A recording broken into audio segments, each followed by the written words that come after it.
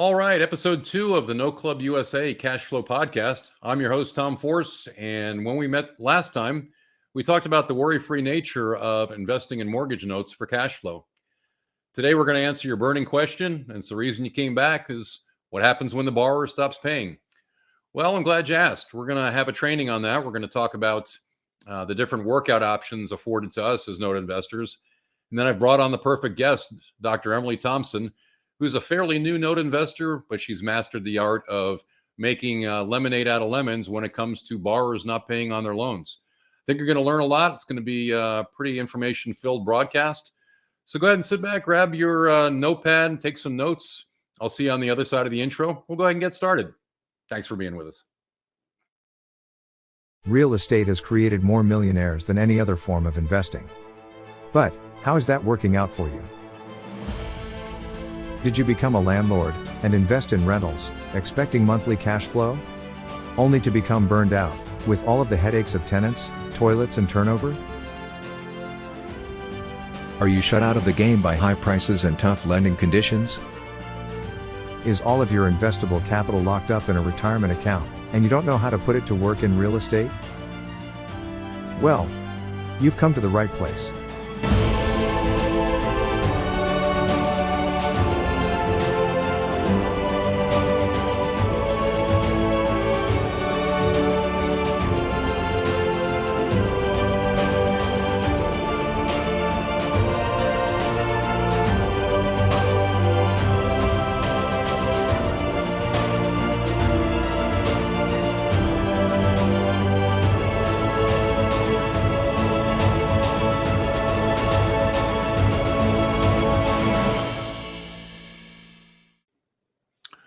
All right, episode 2. If you missed episode 1, you missed a great episode. And we're talking about the worry-free nature of investing in mortgage notes for cash flow. Hopefully, it was eye-opening for a lot of you. The feedback I got was very eye-opening, and there were some questions, which we're going to cover today. Primarily, is what happens when the borrower stops paying, and that's the whole subject of today's episode. Is all the different workout options that we have available to us as note investors. That's the subject of a training I have coming up shortly. And then my guest, Dr. Emily Thompson, is very proficient in making lemonade out of lemons from some of the notes that she's had where the borrowers have stopped paying. Hopefully you'll find that this is not a scary process, that if you buy a note with solid equity, that you're always in a good position when things go south. So I know we had some streaming issues the last time. I apologize for that. We're still working the kinks out for that, but do know that we are putting each episode in our archives about an hour after the live episode airs, and that's at noon every other Friday. So today is February 24th. We're going to air today. Next episode will be 2 weeks at noon. It'll be March 10th. That's going to be a great episode. I've lined up Derek Long from Quest Trust Company. We're going to talk all about tax-advantaged investing in notes, how to tap your IRAs and accounts you probably don't even know are out there to make sure that you have all sorts of different ways to invest in the note space. And so I want to let you know that if you do miss the live stream, it will be in our archive about an hour after we go live. So that's noclubusa.com. Click the podcast link, and you can see the archive there. And you can also ask questions there as well. But like I said, all the questions were about what happens when they stop paying. So I've put together a short training on that. That'll last about 20 minutes or so. And then I'll bring our guest in, Dr. Emily Thompson. I think you're going to enjoy this. So I don't want to take up any more time. So let me get the classroom set up. Take about 30 seconds. And we'll be back in just a second after a word from our sponsor. Thanks for being with us today.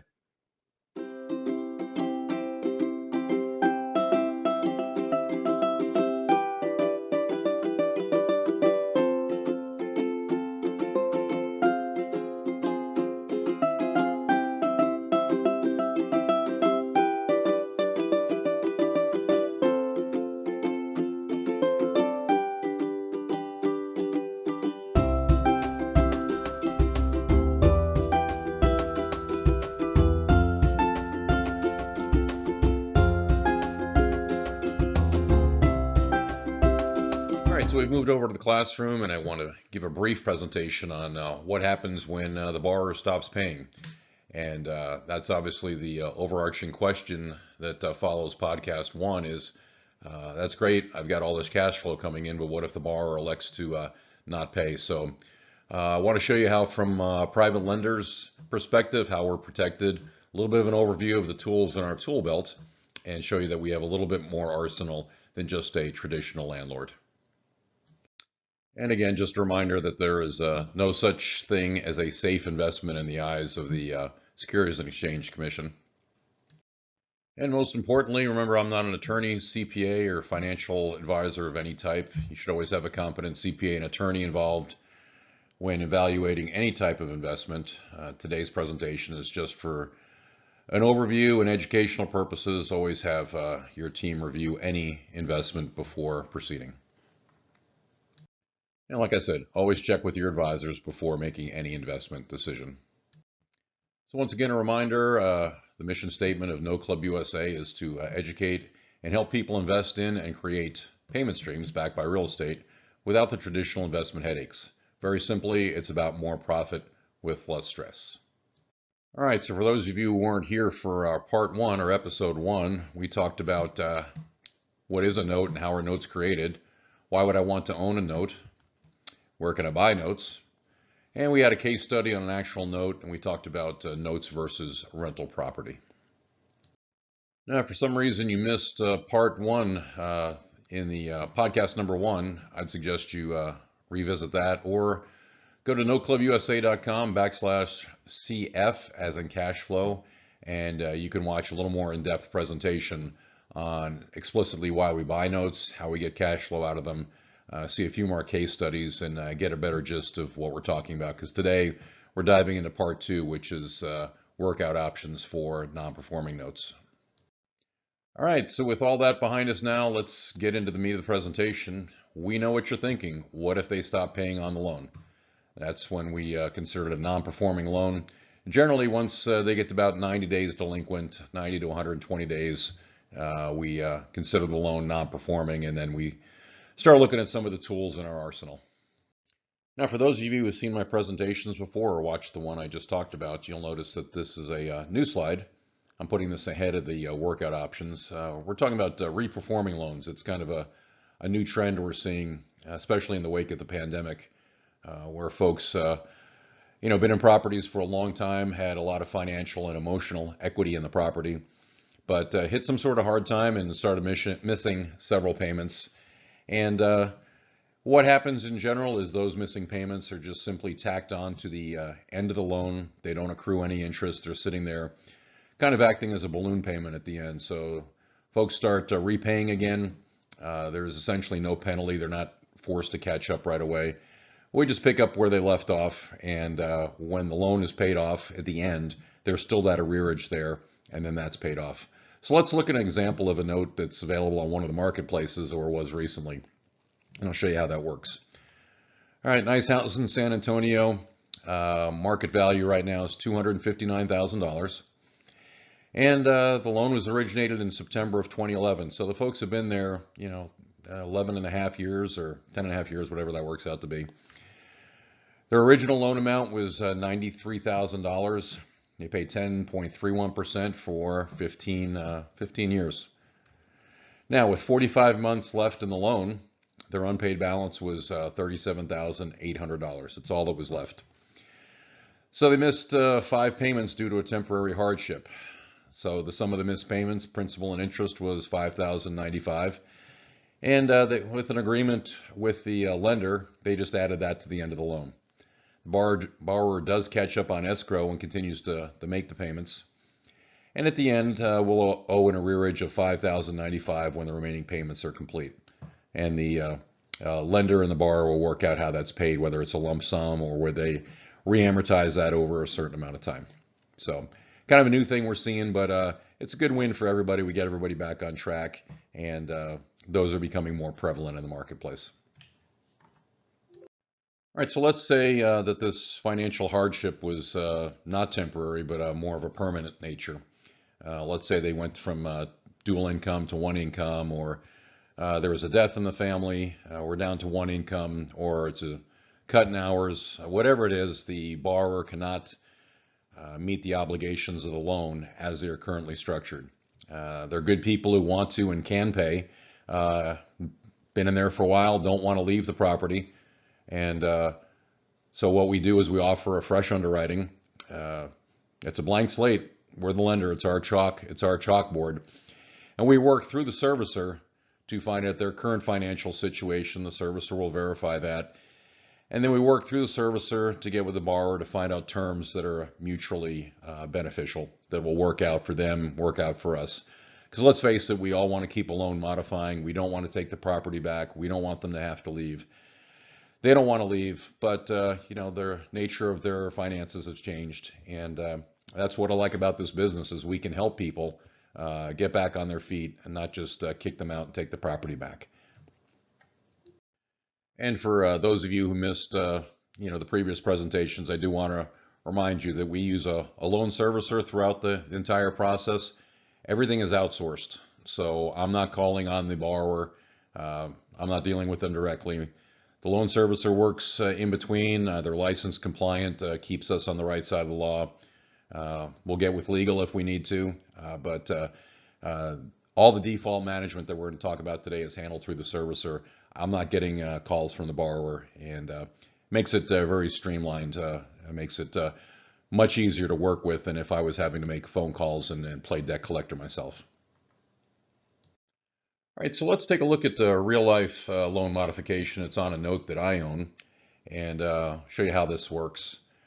Those of you who've seen my presentations before recognize this property from Florida. You'll know the story behind this. But like I said, the first question we're going to ask is the borrower a candidate for loan modification? We want to keep them in there. Maybe we have to reduce the terms a little bit, but this is the first question that we ask. And so the history on this note is that in the spring of 2021, which was right in the middle of COVID, the borrower missed several payments and was faced with foreclosure by a big name bank. And you look at this property, and it's worth about $250, $260 at the time. The borrower only owed about $91,000, but the big bank wanted to go ahead and foreclose anyway. Now it makes sense for the borrower to say, hey, at the very worst, I could go ahead and sell the property, but this was an elderly widow who wanted to stay in the property the rest of her life. She had just become widowed, and it was because of that event that she was missing some payments during the transition to being completely on her own. Nevertheless, the big bank was initiating foreclosure procedures. Now, during that time, they were looking at a lot of potential foreclosures, and there was upheaval in the lending market because of COVID. So as happens, actually quite frequently, the big bank sold the loan to a private lending institution at a steep discount. They just knocked it off their books and said, hey, we'll take some cash now and we'll let somebody else deal with the workout. So this private lender offered a trial loan modification to the borrower. They assessed her finances, worked through the servicer, and offered a change in terms, both in rate and also in the length of the loan. And it's called a trial modification. We don't just automatically go in and say, here's the new terms and off we go. Normally it's a 6-month trial period. So the borrower demonstrates over 6 months that he or she can go ahead and make the payments on the new schedule. And then the terms of the loan are permanently modified. In this case, it was down to a mere $314 a month. And if those of you would like to see more about this particular note, you can see the presentations elsewhere. Anyway, so now she stays in the property. The loan has been reduced permanently to $314 a month, which she can handle. Once again, it's all handled through the servicer. And once this particular lender got the trial loan mod completed, they put the loan back on the market for more than they purchased it for. And I was the one who ended up buying the note from them. So I own this note in my portfolio now at the new rate and terms. And those of you who've seen my presentations before know the rest of the story. Okay, so what happens if the borrower's finances changed in a way that they just can't afford to stay in the property, even with the loan modification? Serious financial setback, or they just decide they want to move on. In this case, we're going to pursue generally what's called a deed in lieu of foreclosure. It's a fancy way of saying we take the property back and the borrower moves on with their life. Sometimes we offer cash for keys, which you might be familiar with from the rental universe, where you offer a tenant cash to leave the property in good shape. Now, what we find in this situation is this happens to good people who've either given up or are forced out because they just can't afford the property anymore. And they just want to walk away, get a fresh start in their new life, and we just want the property back to do with it what we need to do. Most importantly, it keeps a foreclosure off the borrower's credit, because that's where this was headed anyway. So we avoid that. Foreclosure is a big deal. It stays on the borrower's credit for a long time. In some states and with some lenders, they may be facing a deficiency judgment as well, which means that whatever the house fetches for at auction, if that comes up short of what the borrower owes, the borrower would be responsible for the difference. Now, that's not allowed in some states, it's allowed in others. In the circles I run with, you're probably not going to see that. We would just like to get the property back and have the borrower move on, and that's what they want as well. Allows them to move on with dignity, but just need to be aware of that, just so you're aware of some of the lingo.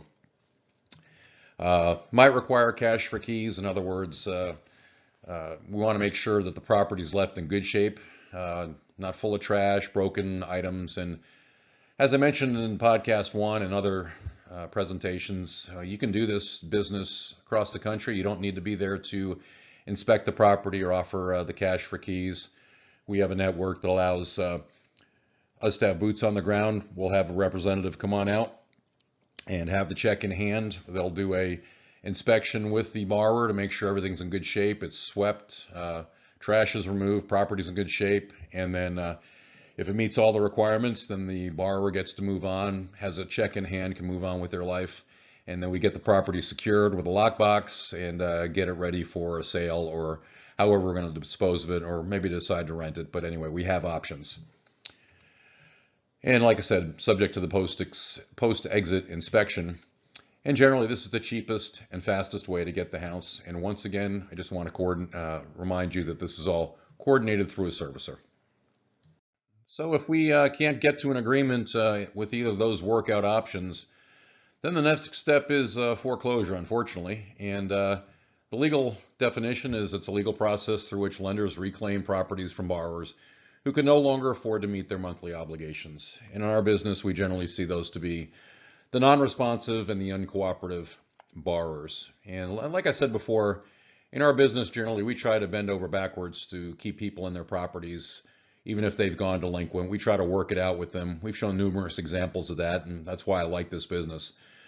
But at some point, you're going to come along with folks who just, I don't want to say are gaming the system, but may try to stay in the property as long as they can without paying, and foreclosure is a hammer in your tool belt that you have to use. So anyway, in my business, with the notes that I've bought, I look to buy notes that have a large equity position, so that if we do have to go through the foreclosure process, in the end, I'm going to get a property that's worth well more than what I've invested in. And we'll show a couple of examples of that. You've seen that if you've seen some of the previous presentations, but I'm going to show one here at the end of this, just to kind of show how foreclosure works. Unfortunately, it's the most costly option, but thing to keep in mind is that the expenses you as the lender incur in pursuing foreclosure are generally collectible expenses when the property goes to auction, so you will get those back. It's the longest time to get the house. Now, of course, every state is different. Every situation is different. So it may take a while to get it done, and the costs vary. Northeast, you get New York, Massachusetts, California, they can all take a while. Some states have a streamlined process, can only take a few months. And one of the cool things is our guest today has dealt with this process, and she'll talk about her experience with how this works. And the end result is you're either going to get a payoff or you're going to own the house. So let's take a look at an example of how that works. So I'm not going to take a deep dive down the rabbit hole of foreclosure. What I want to do is show you that as a note investor, if you do this properly and you buy your notes with a large equity position, and that is the property's worth a lot more than what the borrower owes, then you really shouldn't have anything to worry about. It may mean that it takes a while for you to get your property back. You may have to throw in some additional cash to get it to foreclosure. but in the end, it's going to be a winning proposition for you down the road. So let's take a look at an example real quick. If you're on podcast one or have seen my other presentations, you recognize this property from Georgia. It secures one of the first notes that I bought. When I did buy this note, the property value was $149,000. The borrower had an unpaid balance of $107,950. I bought this note at $88,620, so I had a pretty strong investment to value ratio on this property. $88,620 divided by 149. It's a pretty good ratio there. Now, let's say right away the borrower stops paying on the note and we can't reach them, or they're not responding to our letters, or have abandoned the property, whatever. We need to take the property back. Now, there are going to be late fees on those payments, penalties, penalty interest rates, legal fees, overdue taxes possibly. Going to have to make sure the property has insurance on it. We call that forced place insurance. If it's in a cold climate, may have to do some winterizing. Anyway, just for the sake of this property, let's say that I incur about $5,000 worth of expenses to get this to the foreclosure through the foreclosure process. Now, this money isn't lost.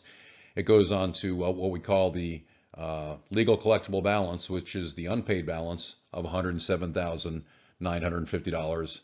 We add the $5,000 to it, and that is what I am entitled to once we foreclose and take it to auction. All right, so the property is foreclosed upon and ends up going to auction in Georgia. My legal collectible balance is established at $112,950. We set the minimum bid at $112,950, and it sells at auction. Now, if it were to sell for more than that, then the excess would go to the borrower. However, in this case, it sells right at my strike price.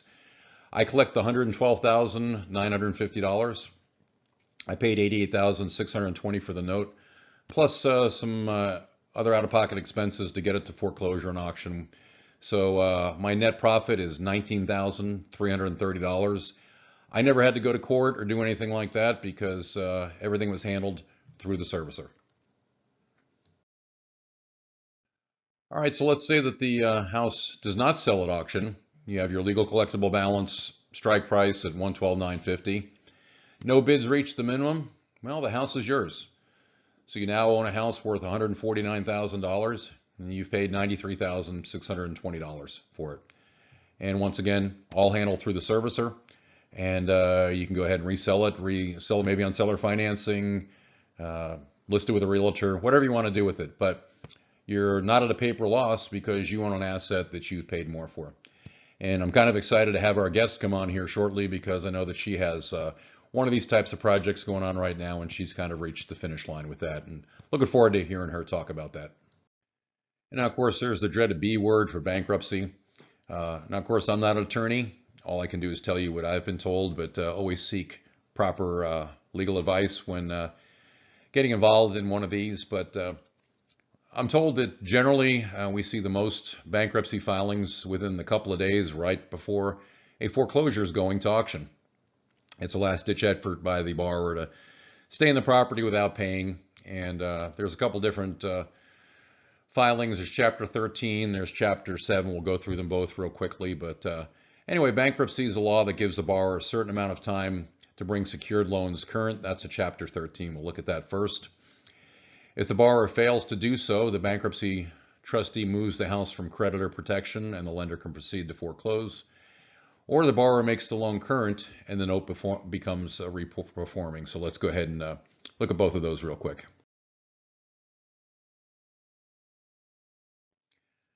So as the note investor, you're most likely going to be facing Chapter 13 from your borrower. And this is the wage earner plan. It's an adjustment of debts of an individual with regular income. Basically what happens is once they file, the foreclosure process stops. Even if it's the day before the property is going to auction, that property will not go to auction. The court appoints a trustee, and that trustee will shield the secured assets from further collections temporarily. So car loans, the house and mortgage, all collection process stops temporarily. Generally, what happens is, depending upon several factors, the borrower is given 3 to 5 years to bring the debt current again. Now, as a lender, does that mean it's going to take 3 to 5 years to get paid off? No, actually, it's quite the opposite. This reorganization plan, as it's called, requires the debtor to start making the regular payments right away. So if they've been flaking out and not paying for several months, they need to start paying right away. They need to get back on track with their regular payments. And then this plan will have a catch-up feature where they need to get caught up over 3 to 5 years to make the entire backlog of payments whole again. So hopefully that makes sense. And once again, I just wanted to highlight this part here that regardless, they must still make all mortgage payments that come due during the Chapter 13 plan on time. Must make monthly required payments plus repayment plan payments. If they fail to do so, the trustee will allow the lender to go ahead and foreclose. Just one other note on the Chapter 13. There's a limit on the size of the debt that a debtor can file Chapter 13 with. If it's unsecured debt, the credit cards, medical debt, I think the limit's right around $419,000 if it's more than that.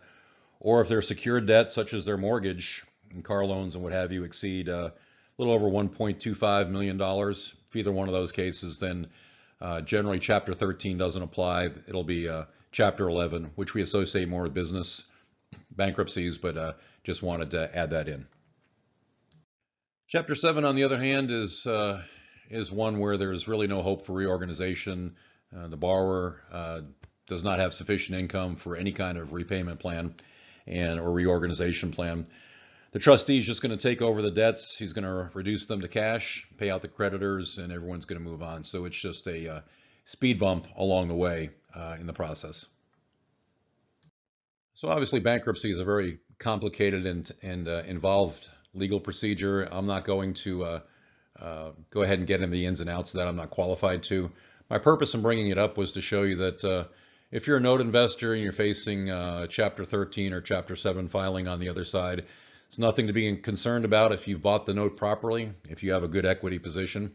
Either the borrower is going to get caught up on a defined timeline through Chapter 13, or they're not, or Chapter 7 is going to get liquidated. So you're going to get paid or take ownership. So it's just, in a way, it can kind of accelerate the process from someone who's been sitting on their hands for a long time. But no matter what, as long as your property value is greater than your legal collectible balance, in other words, you bought properly, then you really don't have much to be concerned about. And that was the overarching theme of this training today, was that, yeah, we buy cash, we buy notes for cash flow. Sometimes life gets in the way and they don't perform as we expect. There's different ways to work that out. I like this business because rather than just going right to foreclosure, we can try to work out different options with them to keep them in the property.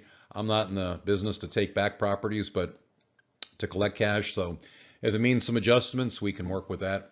I've got a note in New York right now. Out of 17 notes, I've got 2 that have been a little bit problematic. One is in New York, and right now we're helping that homeowner file for relief through the Homeowners Assistance Fund, where they'll pay all her back payments, taxes, and the arrearage, and that check will actually come to me.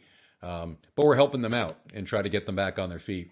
I had another borrower in Pennsylvania. I think I mentioned it during the last podcast.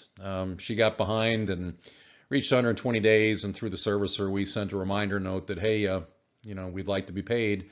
What can we do to help? And all of a sudden, she's getting back on track again. So anyway, when that doesn't work, there's remedies. But that was the purpose of the training today, to show you that there are tools in our tool belt. And like I said, get a good, strong property at a good loan to value ratio, and it may take you a little bit longer to get to the end as far as foreclosure, bankruptcy. Might have to put a little bit of money into it, but that's part of the business. Our guest today, who's in the studio right now, Dr. Emily Thompson. She's very familiar with this. She's had to take a few properties through the whole process. She's anxious to talk about it. We're happy to have her. Her enthusiasm is contagious. So I'll take a short 2-minute break here. We'll move over to the studio, and we'll talk with Dr. Emily Thompson about real-world events when it comes to non-performing loans. We'll see you on the other side of this break. Hey, it's Tom Force from No Club USA, and today I'm in the beautiful paradise of Punta Cana on the eastern tip of the Dominican Republic. Didn't always used to be like this. Back in the late 60s, some investors bought about 30 square miles of jungle and turned this into a paradise over time. It included Julio Iglesias and Oscar de la Renta have invested during that time. But it used to be called Drunken Point, and they named it Punta Cana, which is probably a much better marketing move. But the Cana refers to that palm tree behind me. As you can see, I think that that base there can be a parallel for our investments. Looks like you can push that thing over. The water continually erodes at the base of that tree, but those roots have gone deep and wide, and they're probably down there a long way. And so you can't knock that tree over, even though inflation, as we would call it, is wearing away at the investment. I think there's a pretty cool parallel there. So anyway, I think we could say that the original investors here, their ROI was, we'll call it pretty good. Don't need to get a calculator out. But how's your ROI going these days? Scared money, sitting on the sidelines, losing to inflation, stock market afraid to open up the 401k statement, rental real estate has its ups and downs. The pro forma doesn't always match the cash going in. I know I've got an Airbnb as well, and last time I was on vacation, my guest drove me crazy, ruined a couple of days of my vacation. If you have an Airbnb business, you know what I'm talking about. What I'm not worried about is the cash flow from my notes. I've got a servicer taking care of those. I don't get phone calls about broken toilets, tenants, or any of those other headaches. And so I can relax and enjoy the fruits of my labor and have that cash flow coming in, and I'm not having to put out fires. So anyway, I'll make it brief. I'm gonna let you go. As you can see, as my unpaid actors walk behind me, you can see how deep those roots go. Let's work on getting your roots deep and start looking at note investing. Go to my website. We're going to launch a podcast in January and hope to have you guys partake in that. Or you can go to my website. We can have a consultation or just ask me a question. I love talking about it. Most people don't know about Punta Cana. Most people don't know about note investings, but they're going to fall in love with both. So come see NoClubUSA.com and come to Punta Cana. You'll be happy you did both. Okay, so we're back. Episode 2 of No Club USA's Cash Flow Podcast. Today's episode is all about when they stop paying. And so I couldn't think of anyone better to have on than my friend, Dr. Emily Thompson from Oklahoma City. She's kind of a rock star in our note school ecospace. She's delved into quite a few notes, got some School of Hard Knocks learning along the way with non-performings, but she always seems to turn lemons into lemonade. So I want to have her on today and talk about a little about what we talked about in the training earlier on, because she's lived it in real life. So Emily, how are you doing today? I'm doing great, Tom. How are you? Great. It's a great Friday. Thanks for taking your Friday out to talk with us. I really appreciate it. Tell us a little bit about your job and how you got to Oak City and what you do for us. Sure. So my day job is an optometrist, and I work at Tinker Air Force Base in Oklahoma City. So I have the day off. That's one of the perks of working for the federal government, lots of paid time off. Okay. So I made it here. Kind of a circuitous route. I'm originally from Central Illinois, grew up in a small farm town, and I went to Purdue University for undergrad. Go Boilers. Right. There you go. Just down the road from my Fighting Irish. Yep. Mortal enemies, but of course, I'll let it slide. Never saw Purdue as a threat, but anyway, I won't go there. Yeah. Especially football. Right. But basketball's a different story. Yeah, I went to optometry school in Chicago, and after finishing optometry school, optometrists have the opportunity to do a residency if we want. That's a 1 year of extra training to learn how to be a specialist in different areas. And I really was interested in doing eye surgery type things like LASIK, PRK, cataract surgery, eye disease. And Oklahoma is actually one of the states that had the widest scope of practice. So optometrists could do a lot more cool things there than in a lot of other states. So I decided to move to Oklahoma for a year to expand my knowledge base. And I met my husband. And at that time, we hit it off. And after my residency was over, I needed to find a job in a different place. And so we moved to Texas for a while. Life happened, decided to move back to Oklahoma City, and we have been here since 2016. So we've been back to Oklahoma City since 2016.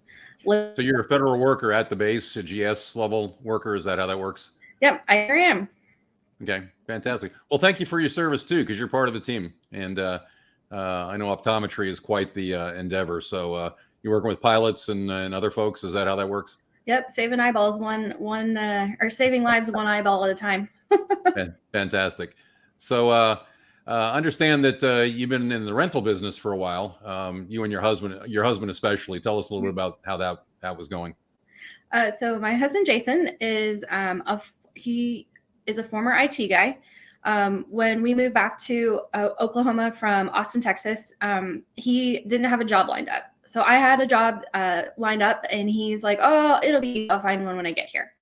And when we moved back, he just decided that jobs were that interesting to him. And those bandit signs that people have on the intersections of roads that say, "We buy ugly houses, call blah blah blah." Used to have my son put those out in my wholesale business. So yeah, I'm familiar with it. Yeah. So we were just like driving along, and I saw one, and I'm like, "Well, how about we be slumlords?" What do you say to that? He's like, "Huh, I could do that." And we already had one rental because he had a condo in Edmond, Oklahoma, so a suburb of Oklahoma City.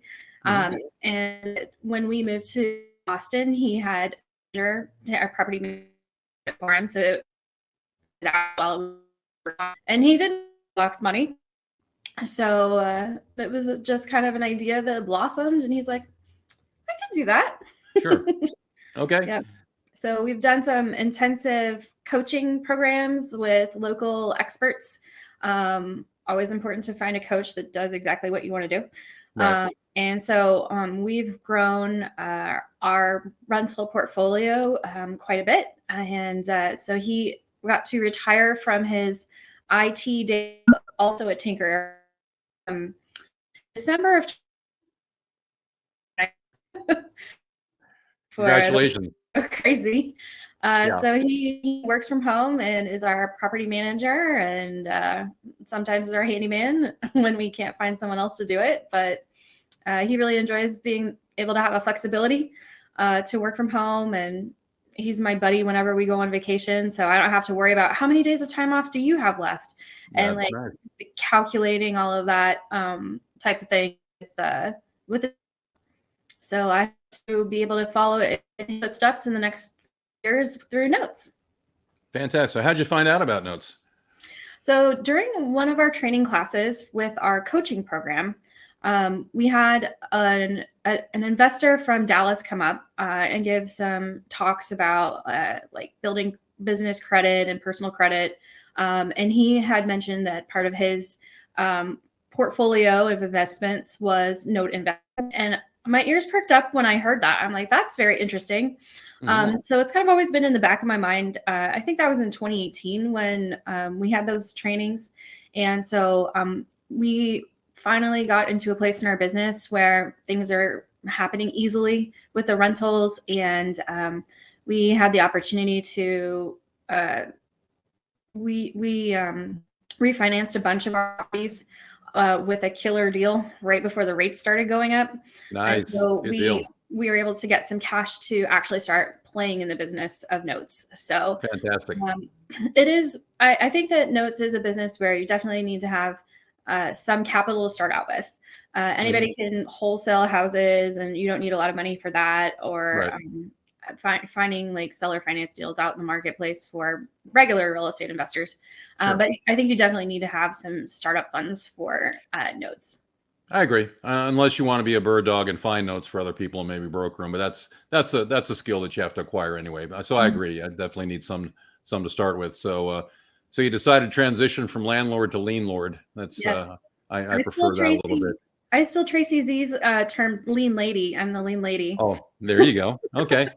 You trademark that. I like it. Lean lady. That's pretty cool. Okay.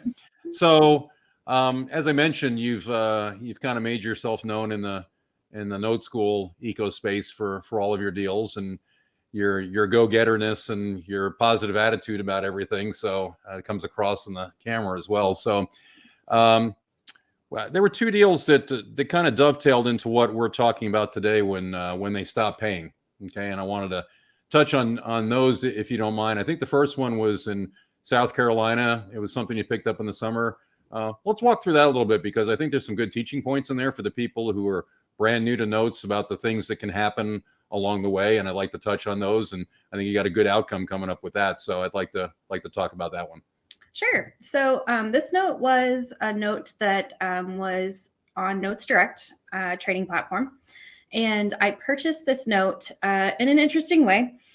So I didn't have the cash at the time to pay for the note. So what I did was I used part of our home equity line of credit, our HELOC, that was interest-only payments, in combination with a 0% interest loan from my credit card. Awesome. So with the credit card, the 0% interest did have a balance transfer. It did have 4% transaction fee, I believe. And you still have to pay minimum monthly payments even though it's not accruing interest for the first 12 months. Sure. Okay. You're still making payments. So I still had money going out to the home equity line of credit and the credit card balance. But what I did with this note was after the borrower made a couple payments, they started falling out, and I had the servicer to the borrower and tell them state assistance. Okay. So when COVID happened, a lot of people heard about how the people that are renting didn't have to pay their rent, or was moratoriums on evictions and that, and about property owners because it impacted them as well. So there were funds that were made to every if a person qualified for the rules, and each state is different, then the borrower could qualify to have a certain number of or taxes or like utility bills paid by the state fund. Okay. And so this particular borrower was in South Carolina, and they responded. Yay. Sure. Applied for the state assistance fund, and they were approved for the funding in November, I believe. Okay. So it's, government bureaucracy, everything takes time. So we're still waiting for the paperwork to be finalized, but the borrower has been approved for the state assistance fund.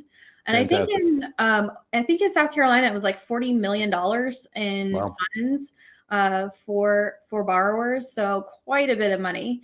And in that particular case, I remember that the borrower could reach up to $50,000 in like back pay, taxes, that type of thing. The nice thing about that check when they get caught up, who gets that check? I do. So that was what I was going to say next. So the funds go directly to the lenders, not to the borrower. So that's it. Super. Well, your audio broke up just a little bit. I'm going to recap a little bit because your connection drops in and out just a little bit, but I'm going to rehash a little bit of what you said. One thing I want to touch on before you went to the homeowners assistance deal is that I think if I recall from this case study that they had a pretty good pay history, but then when you took over the note, they had for some reason stopped paying for a little bit, and you attributed that to the servicing transfer. Yes. So I did transfer the servicer from one to another, and they did try to make payments during that period, but they were returned to the borrower. Yeah, and that happens. In episode 1, I talked about my guy who had gone off the grid.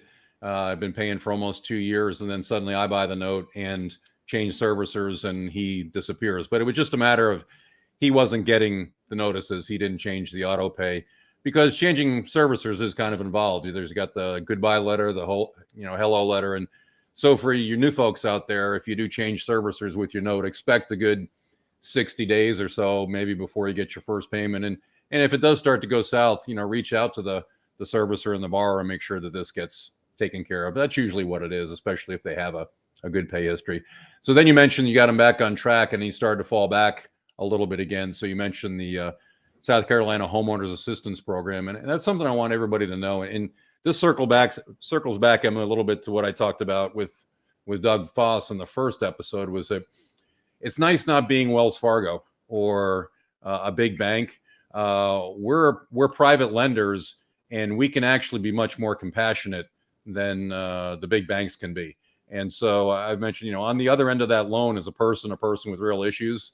And so you were able to, rather than just say, hey, I want to foreclose and get my money, get my house or whatever, you actually took the step of notifying them that, hey, there's money out there, and this money is actually available in all 50 states, right? Yes, it is. Yeah. So you work with your servicer. Your servicer work with them too to get this done. So you don't have to do this by yourself. But this money's out there, and it covers, from what I understand, the back payments, insurance, taxes, everything they're behind on, including arrears. And then the good thing is that check's written to you as the lender, not the borrower to go squander, correct? Correct. That's exactly right. Very cool program. So now that he's approved, you're probably looking at maybe another month or so before you get a check. It does take a while because it's the government. Yep. I saw some chatter on my servicer's website saying that I think that it should be finalized. So start getting some payments in the next month or so, which is good because as a segue, this note was one that I did something called hypothecation on. Okay. And so hypothecation is where I use the note as collateral to borrow money from an investor. Mm-hmm. And so I hypothecated this note to an investor, and I've been making monthly payments to them that are less than the payments that I should be receiving in the future. So I still make a little money in the middle there, but that gives me the opportunity to have more money to invest in other deals to build my business. Fantastic. And if you don't mind, what I'd like to do is, if you don't mind, I'm going to take the take a screenshot of that slide from Note Expo, where it talks about, it has the different stuff up there, so people can actually see how that works. Sure. And I'll put that up in the outro to this particular episode, so they can actually see. So I can explain that a little bit. Does that sound okay? Yeah, sounds great. Okay, cool. So now you're gonna still be the lender on the property, but you've pledged that note and taken in a whole bunch of money, but you're still going to make a little bit of spread every month. Is that correct? Yep, that's correct. Fantastic.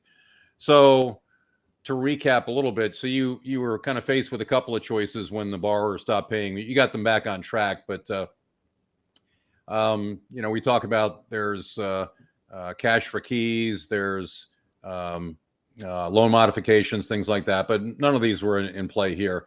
Let's talk about another deal where that might come into play. I think you had a note in Lawton, Oklahoma that was a little bit different, where you actually went and bought the note knowing that the buyer was not paying. And that's a strategy we're going to start talking more about as we go further in the series, is using non-performing loans to acquire properties. And that's kind of what you're doing here. So it's kind of an interesting story. So why don't you tell us about that one? Okay.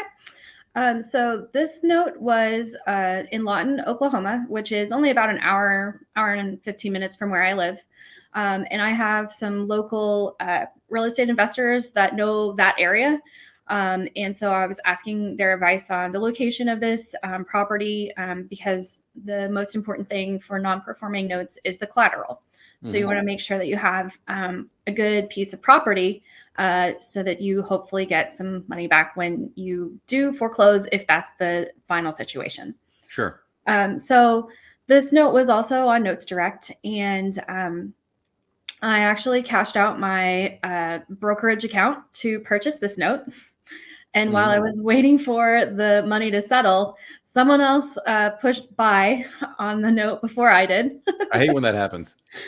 After you did all that due diligence. I think you and me and Doug are the ones that do it, that click the fastest. Absolutely. I've learned to do my initial due diligence in about 2 minutes, and I said the rest of it will work itself out.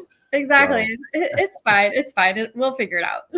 Well, and that's the big thing, is we're not going to have to close on a note that's got, well, let's put it this way. We have a saying in the business that most of these notes have a little hair on it. It's not, this isn't the pristine paper, A+ paper coming from Wells Fargo. There's usually a challenge or two with each of these, nothing insurmountable. And right. I tell you what, the folks at Notes Direct and Note School will bend over backwards to make sure that everything's good before you go ahead and close. And if something happens afterwards, they stand behind it as well. So I have that confidence going in that I don't need to do the same level of due diligence to start the process as I might somewhere else. I know you guys feel the same way. I do So, feel a bit spoiled when I go on a Notes Direct versus other websites mhm. for Yeah, sales. I'm like, yeah, where's all the paperwork? There's no right, paperwork. right, exactly. So somebody beat you to it. So what happened then? So we have some weekly calls with our coaching program that Tom and I do. And on the coaching call that day, I said, man, I'm so disappointed. I was waiting for my money to clear and it finally did. And then I went to push buy and it's gone. Yeah. And they told me who bought it. And Mhm. so I thought, okay, that's interesting. I'll reach out to her in a few days and see if she needs any advice. Right. Um, and And you put in a contingent bid, right? In other I words, did. said that if it fell through, you'd be interested. Yep. So I did put in Okay. my backup bid. I think they take two maybe contingent bids on that Mhm. website. Just Okay. depends on the day. Yeah. But the person who had bought it actually, or was in the process of buying it, actually reached out to me because she was not comfortable with a document that she got called a broker price opinion, where realtors compare the value of other properties in the area that have recently sold um, Okay. to see what the value of the property that you're looking at is. And And what kind of level of due diligence do you think an agent does when they do a BPO, especially on a low price property? You know that, sometimes it's hard to and I want say. to point out to people that this is not an interior inspection. This isn't a full appraisal. This is a drive by, and a lot of times they just look at pictures. Mhm. Yeah. And depending on like how rural the property is, sometimes they don't even go there. They just like pull stuff from like Google Maps and things.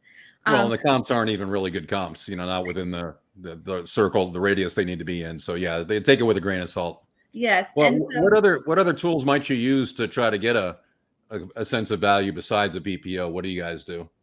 well, since have a background in real estate, we go to Redfin, Zillow, Realtor.com, those different locations, Okay. websites, and we compare ourselves. So Okay. for the BPO that we got from this Lawton property had comps that were sold over a year ago. Uh, And darn Lawton really is comp. Yeah. 40,000 plus population. So Right. I'm pretty sure that there were others that were more recent, which we found. And we Right. were confident in that we assumed that the property was worth more and had a Right. number in our brains. Sure. I also reached out to our local network of real estate investors who I knew invest in that area. And I gave them the address, and they're like, "Oh, that's next to the hospital. That's a really great location." And I got a good feeling about that. Okay. So I was confident when the borrower reached out to me. I told her these things that we had gone through and how we felt comfortable about it. And she decided to pass, so I was able to pick it up. Okay. And Great. so I think it's going to be a good return on my investment from selling out my brokerage account. So as you mentioned, I'm sorry, I don't want to interrupt your story. So go ahead. So as I understand it, the borrower doesn't even live there anymore. So take us through how this is all going to work out. Yeah, so I did start an official foreclosure. I filed at the end of August of 2022. Is that a big scary thing? Did you have to go to court and all that stuff? No, I didn't. Mhm. I I got a referral for a foreclosure lawyer from some friends, and I talked to their office, and we signed a few things, and I gave all of my information over to them, and they've taken care of everything. So Okay. they have filed things from the court. And I get like weekly or every other week email updates on what's happening. Mhm. So the process was supposed to take about 6 months. Apparently, there were some changes to the proceedings, like the way foreclosures are supposed to be done. So they had to start over a few Okay. months after they had already been in the process. Okay. And I think in January, I received a notice from the city saying that there was trash in the yard. And I thought that's really weird that they sent that to the lawyer. Right. So I called around. I called this is how women's brains work versus men's brains work. Okay. First, I called the tax authority, and I'm like, "Hey, what's this lien on my property for?" And they're Right. like, "You have no idea. You should call so and so." And so I called some like the deed register of deeds, and they're like, we Uh-huh. don't know, you should call the city. And I'm like, oh, okay, I should have called the person that was at the top of the Right. paperwork that I got. Okay. Call them That'll work. first. Right. So I just, but along the way, I found out, oh, well, she has this forwarding address. She doesn't live there anymore. She has this forwarding address, which they gave me, Okay. which I told my lawyer about and said, Mhm. hey, maybe you should send all of these things to them. And then I paid someone to do a drive-by to see if the property was abandoned, and it was. So I have interior pictures, I have exterior pictures. She left me some fun stuff like a punching bag, like a boxing punching bag. Didn't have your picture on it, did it? Hate my landlord. And we did secure the property, so we changed the locks, Okay. so that there aren't any Right. squatters that come and move in. Well, and that's a good point to jump in, because we talk a lot of times about people investing in other states. You're fortunate that you're only an hour and a half away from this particular property. I know where it is Yeah. because I researched it as well. And but if you're doing it across the country, there are folks who'll do this for you. They'll Mhm. make sure the locks are changed. You hire them to make sure the locks are changed. They'll go by, make sure that the trash is gone. And important in the colder climates, they'll actually winterize the property for you because you don't want pipes bursting or anything. Right. So there are companies that you hire to take care of these things, so you don't have to. So it Mhm. makes this business a lot easier. So, but you were able to get this done because it's somewhat local, and you Right. have a referral network. And we felt this was our first our non-paying note. So I felt more comfortable purchasing one that was closer. Sure. So learn the ropes with that, and And then not terribly expensive either. branch out into other locations that are farther Mhm. away. Sure. And this one didn't break the bank either. It wasn't too No, terribly expensive. So, no. okay. But So how are things coming along with it? How's things coming along with the foreclosure, or what lies ahead for you now? so talking to the lawyer, they really have no idea when it's going to be finalized and able to go to the sheriff's sale. So I had this brilliant idea after listening to, a year worth of calls. Hmm. It only took a year for me to figure this out. Right. Hey, maybe I should contact the borrower, since I think I know her phone number, her email address, her new Hmm. mailing address. Maybe Hmm. I should offer something called a deed in lieu. Okay. It's kind of like cash for keys for rental properties when you want your tenant to move out. So Okay. she's already moved out, which means that Hmm. she doesn't have much. She's not emotionally attached to this property. Not at all. She left a lot of stuff behind, so she's not Hmm. emotionally attached to that stuff. Right. And so I'm offering to write her a check if she will agree to sign over the property rights to me or Hmm. my company. Okay. And then we will stop the foreclosure proceedings. So that won't be on her permanent record. Right. And that won't cause her issues down the road potentially. Right. And then I just end up with the property faster than I probably would have if it had gone all the way to the sheriff's sale. Right. And so what Emily's talking about is essentially cash for keys. And like I said, if you want to extrapolate this to doing it nationally again, you can have boots on the ground wherever. And the understanding is, I'm not just going to give you a check for the keys, but you need to leave the property in good shape. It needs to be broom swept, ready to go. And in that case, you'll get your check, and you get a property that you can do something with and not face $10,000-$15,000 worth of Right. repairs. So Mhm. that can be done remotely as well. So yeah, it was interesting. You went right to foreclosure and then found out, well, maybe cash for keys will work better, and actually a win-win for both of you, because foreclosure is a big deal. It stays on your credit for a long time. I'm not going to get into the legal discussion about it, but there's no benefit to her for being foreclosed on. She's, it's the word. And plus, does Oklahoma have deficit judgments? Are you able to do that? Do you know? I'm not positive about that. I wasn't Okay. planning on pursuing one because Right. I believe that we bought it with enough equity in the note of Right. the property that I wouldn't need to. Right. And some people would say, well, just the threat of being able to do that might come in handy in your tool belt of persuasion at some point. So what a deficit judgment is not only do you get to foreclose on the property, but you get to have a deficit judgment against the borrower for the remaining difference for what they owed. And there's varying schools on thought about doing that or not, but some states allow it, some states don't. But it's just another tool to help persuade the the delinquent borrower to just give you the keys versus going down this road. Yeah. Now, when we first purchased this note, I did consider telling the borrower about the state assistance fund. Okay. But for Oklahoma, it was only applicable to people who had Fannie or Freddie notes, so regular bank mortgages. Okay. It specifically said it is not approved for seller finance notes, which I thought was strange, but that's the way it was in Oklahoma. So if I could have done that and kept the borrower in the home and kept her paying, then that would have been my first choice. Now, a lot of the stuff, Emily, that you're talking about, you could have done through your servicer, right? But you elected to do it on your own. My servicer is silent right now, so I'm doing it myself. Okay. So depending upon your servicer, that they could have helped or not helped. So, but this is your locale. So, one thing we talk about is that, I'm trying to dispel the notion that doing this, across the country is that big a deal. In most cases, the servicer is going to be your ally in this, especially when it comes to the homeowners assistance fund and things like that. So, all right. So let's say you do get the cash for keys. Would you mind sharing kind of what your ballpark numbers are on this, what you put in, what you spent, and what you might get for the property? And then what are you going to do with it afterwards? So I paid $32,200 for the property. Okay. And I've put in around $4,000, I believe, in legal fees right now. And so her legal balance is around $48,000. And I think that the property fixed up is worth around $80,000 to $90,000. So if you were to foreclose and take it back and take it to auction, you'd be entitled to that $48,000. Is that correct? Okay. So she gives you the keys, then you just own it and you get to go ahead and do with it what you like, correct? So you basically have the full value of the property. Yes, sir.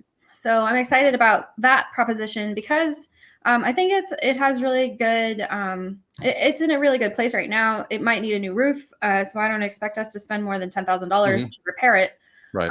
And then my friends in the area have said that this is a really good market for seller finance. So it would be another opportunity to help someone else out by offering financing to them that they might not be qualified for through the banking system right now. So rather than just have your $32,000 investment and getting a small payment, you're going to get control of the entire asset, be able to turn around, take in a nice down payment, and then dictate the terms for seller financing. And at the same time, you're going to help out what we call the penalty box buyer, somebody who might not have.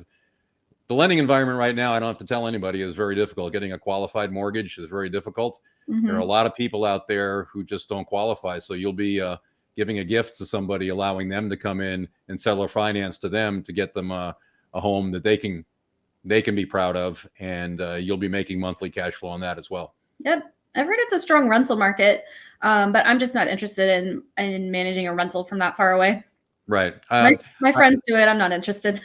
Well, and I always prefer to have people who have not only emotional but financial equity in the property. They're less likely to damage it these days. I don't know what's going on with society, but tenants just think we're all, the landlords are all rich and, they don't have to take care of the property, and it can be a lot of headaches. And, we could do several shows on that. So it's a great outcome there. That's just two examples of turning lemons into lemonade. And that's why I thought you were the perfect guest on this. I could talk with you all day about this, but we do need to kind of wind it down and let people go. So tell me what your goals are going forward with your business, and how can people reach you? What are you looking to do forward? You want to partner with folks? Give us all your contact info, and we'll go ahead and wrap this episode up. Sure. So moving forward for my business, I'm hoping to grow it enough that the income from selling notes or helping other people invest in notes is going to replace my day job. So I can be a work from home person, go on vacation. On my vision board, I have a National Geographic private jet vacation. Tell us about that. How does that work? So National Geographic has their own private jets. They're like 737s that they've refitted to have no more than 30 people going on vacation at a time for 2-3 week vacations. Private chef, private doctor. They have anthropologists and all these experts come to the plane and teach you about the places that you're going to be visiting, and be your tour guide. So it sounds. I'm working for the wrong employer. If you're flying 737s, I need to look into that. Yeah. You need your own private pilot. Put in a good word for me when you're doing that. Okay, well. I wonder if that sounds great. That's a great goal. That's awesome. But that's my big vision in the future. And my husband's like, oh, so we're gonna do these like every couple of years, and I'm like, sure. The price tag's pretty up there. Yeah, he's gonna need to start fixing some roofs and stuff too to move that forward. Yes. Yeah. I met Jason. Jason's a great guy, and he supports you 100% in this, right? He does. What did he think when you first started out? I mean, was he on board or a little trepidation? No, he's definitely on board with it. Yeah. And Okay. with the way that the real estate prices are right now, he feels that if he can't find good deals with cash flow for his rental properties, he might as well just pay for paper cash flow through notes. Right. So he's definitely supportive, and he's interested. He's my assistant in the in the business. And he might see that the time he spends managing in rentals is far more than the time you spend managing your notes, especially the performing ones. Yeah. And we actually did take his least favorite rental, and we did seller finance that property recently. So he's excited to receive those monthly payments of cash flow that are 10x what his rental cash flow would have been. Fantastic. Good deal. So how can people reach you? What how can we help you get you with partners and investors, things like that? How can people reach out to you? What are you looking for? What can we do to help? Well, I'm definitely looking to help busy professionals build their investment diversity through real estate notes. And so my company's name is Kennard Capital LLC, and that's the website, www.kennardcapital.com. And then my email address is also on the website, and I have a Calendly link there if you wanted to set up a one-on-one with me. But the email is Emily, EMILY, at kennardcapital.com. And I'm just looking to spread the good news about notes and how the returns can be a stable, predictable investment over time versus question mark, what's going to happen with the stock market today? Exactly. When you go on that National Geographic jet tour, you're not going to be worrying about your notes, right? No, I'm not. Yeah. Now, Jason's tenants might be calling him, but that's not your problem, right? They probably will be the day that we leave. Yeah, kind of figures. So, Emily, you've been awesome. I've hung out with you and Jason. You're great people, salt of the earth folks, and I'm so glad this is working out for you. Like to have you back again sometime. We'll follow up on what you got going on.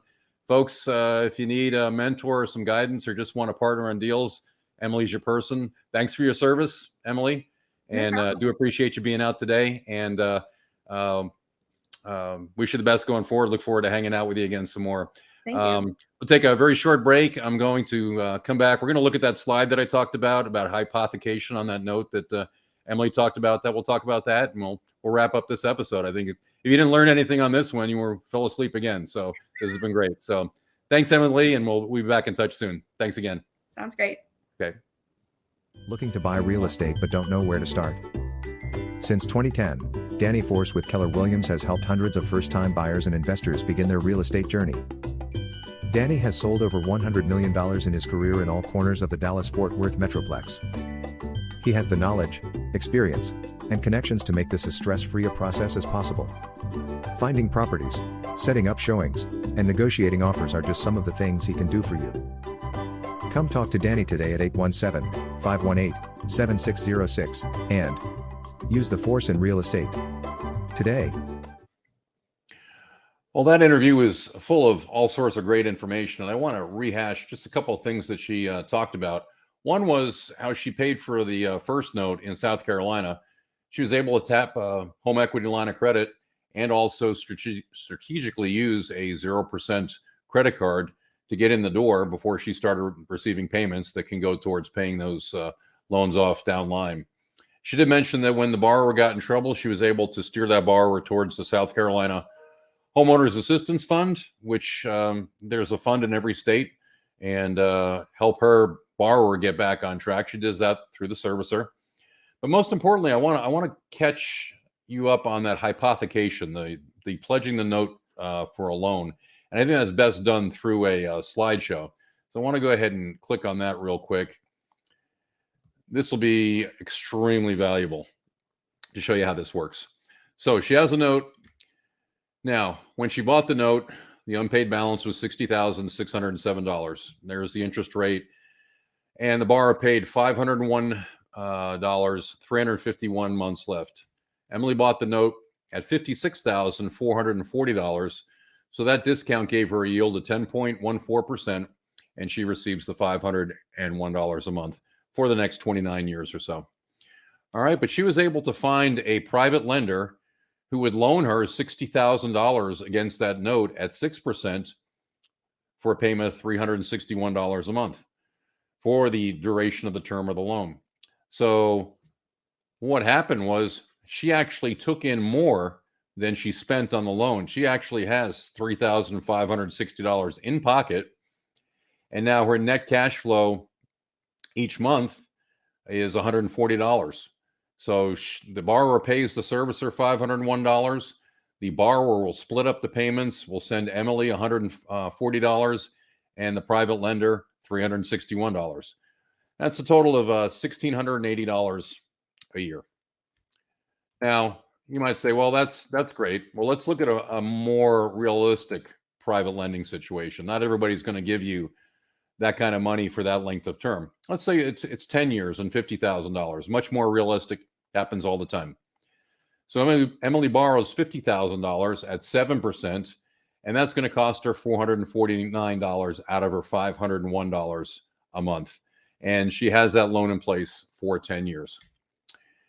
So she's actually out of pocket $6,440, and she nets $51 a month for a total of $624 annually.